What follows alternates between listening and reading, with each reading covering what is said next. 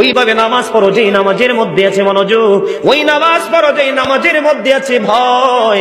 তুমি নামাজটা পড়তে হবে এমন ভাবে বন্ধু, একজন নামাজে দাঁড়ালেন, বন্ধুরে আমার, নামাজে যখন তিনি দাঁড়ানোর পরে তিনি বলতেছেন, আমি নামাজটা এমন ভাবে পড়তে চাই। কিভাবে পড়ি?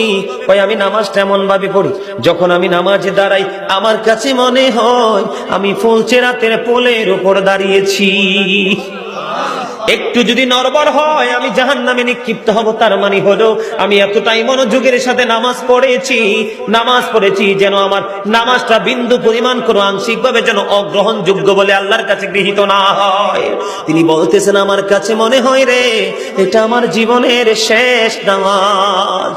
আমি এতটা ভয়, এতটা আতঙ্ক নিয়ে, এতটা তাকওয়া নিয়ে নামাজ পড়ি। আমার কাছে মনে হয় আমার পিছনে যেন আজরাইল দাঁড়িয়ে আছে, ডানে বামে সালাম ফিরাতে দেরি রে। আমার কাছে মনে হয় আমার প্রাণ পাখিটা কেড়ে